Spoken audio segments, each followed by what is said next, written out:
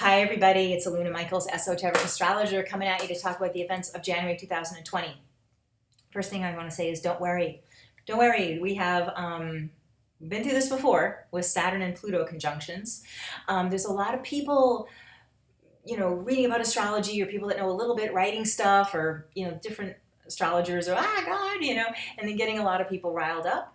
It's okay. It's okay, right? So Saturn and Pluto, what's going on is Saturn and Pluto are going to conjunct. That means be the same as in the sky. And that happens 12th, 13th of January.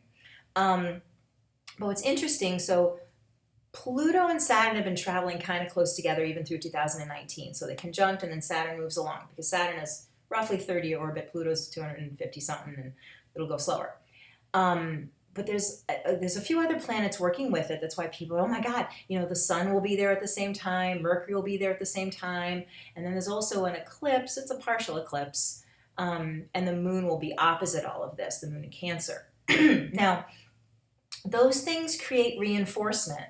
Not that we need more with it. Saturn Pluto is kind of a big deal. I mean, it does that once every 30 something years because, Pluto's moving as Saturn's moving, so Saturn has to catch back up to it.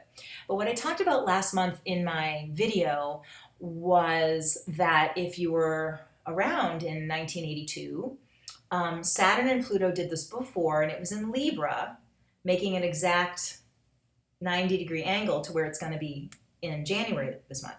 So you can think about, even if you were little, like 3 or something, what happened at that time, 82-ish, what kind of imprints happened, especially because that was in Libra before, and it has a lot to do with partnerships and things, or relationships. And Saturn and Pluto can be a little bit grim, and so it can be sort of imprint that's like, it's not safe to trust people, or I don't have personal value, or something like that. And it can also be about money issues as well, lack and abundance stuff, because Libra, Saturn and Pluto both have to do with wealth and things, or not wealth. And Libra is about beauty, and it's like, I don't get to take care of myself, or I don't get to buy myself nice things, or have nice things, or there could have been, not that everyone had that happening to them, obviously in 82, but if you know your chart, where did it hit in your chart, or talk to an astrologer about where was this sort of doing its thing in 82. And now we're here in 2020, and Saturn and Pluto are challenging the beliefs you constructed then, the experiences you had. Your parents get divorced, nobody, love doesn't last, or whatever, it was. So Saturn and Pluto want to say, hey, let's create a different thought box.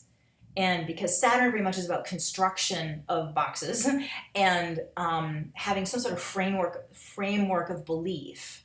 And Capricorn, all these planets are in Capricorn, which is connected to Saturn. So it's like, what do I want to believe? What do I want to choose to believe?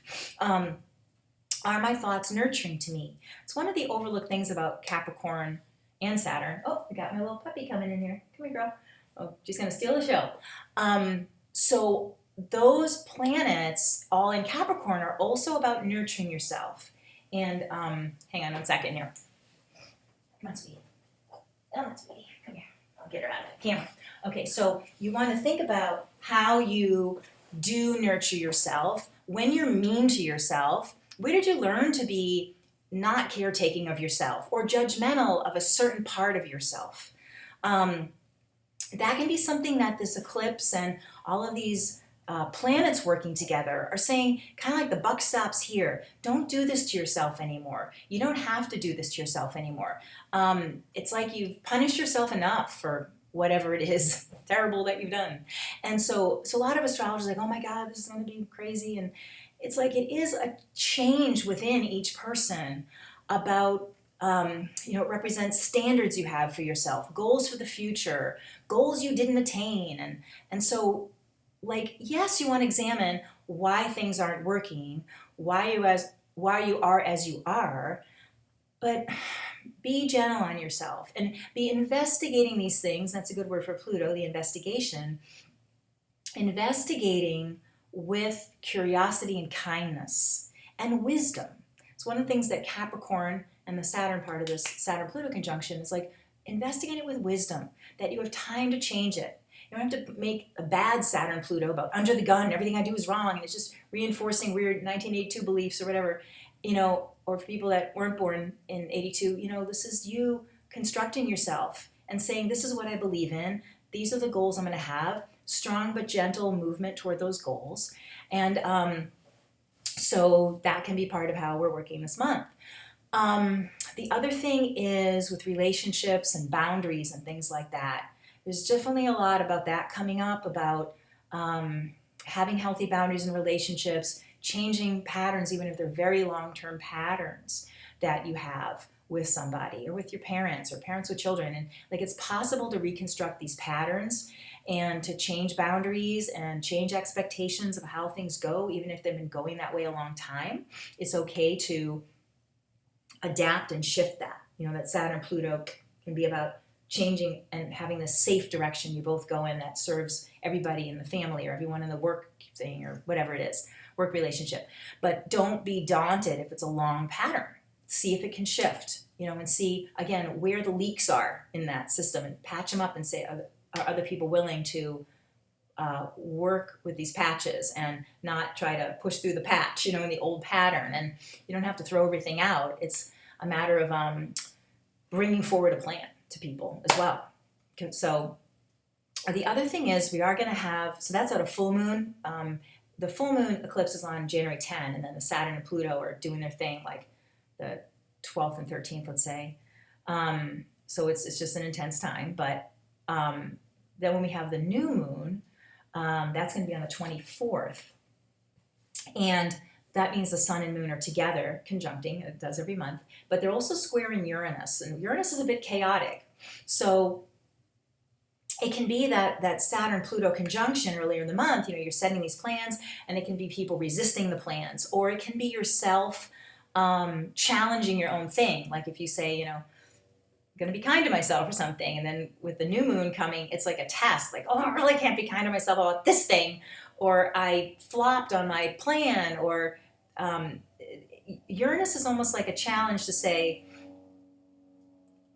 can you, because Uranus can be like sharp and pokey, because it's so intense. And so it just comes and it goes too. And it's like, maybe just how important is it? Let me not beat myself up about this. Even though it was a big challenge to still be kind and to say, pick myself up, keep on this plan of growth, whatever it is. The difficult thing could be if you do have long-term patterns with people that there's boundary violations and there's some deep issues, and that you put them into practice, and then 2 weeks later with that new moon Uranus thing, it's so egregious. It's like a person says, I don't want to be doing things this way. It's like, ooh, maybe I have to cut that relationship off. So it's definitely using your discernment and intuition and your meditation consciousness that you're developing and thinking, maybe not that weekend of the 24th or whatever that is. I'm sorry, it's not a weekend, but think about it a few days later and say, this probably isn't going to work anymore. I need to quit this job. I need to change this relationship, whatever it is. I need to create a different plan, But within yourself, just maybe you set your standards too high. And you could say it's okay to start lower. There's a wonderful gal named Carol Lowenthal, and she has a wonderful blog about changing your perceptions and stuff. And she had one that was on something she called the thought ladder. And it was like, say, if you want to be, making a lot of money, you could say, I'm going to make $1 million a year as the top of the thought ladder. But you can't believe it yet. So you take a step. One is like, I'm always going to be broke. That's the bottom of the ground. And the first step on the ladder is there's a possibility. I believe I can make more money. I believe I can generate prosperity. That isn't, I'm making $1 million. Maybe I don't have to believe that yet. But maybe I can take this one step that isn't the lowest thing, and I can I really believe this. So maybe just watch that with yourself through January to say, even if I might have set my standards too high on myself and I think, wow, I'm going to continue to beat myself up because I can't be completely, perfectly loving to my mother or whatever you're doing. Like, let me at least go to here and say, I'm going to be steady on that step. I can handle this one. I'm going to get really good at this one. And then go up another level eventually and believe something bigger and feel I can do this. Because Saturn and Pluto are long-term growth. So it doesn't have to be self-sabotage and an impossible goal. So that might be something else that comes up later in January. So, and Mars is in Sagittarius this month, hopefully giving us some humor about things and saying, we got this, it's okay. And maybe having a little, personal growth buddy, spiritual buddy that's like, it's okay. And giving humor and saying, we got perspective and keep going and you've already learned stuff. And, so having that or being that for yourself in your meditation time, to give yourself cut yourself some slack. So I think that will help with Mars being in Sagittarius throughout January. So anybody wants a personal reading? I know I'm kind of busy, but I'll fit you in. 248-583-1663 is my phone number. AlunaMichaels.com is my website. And just trust yourself. We're going to get through this and be gentle, but, direct yourself to where you want to go, but be gentle along the way. So thanks for listening, and bye-bye for now.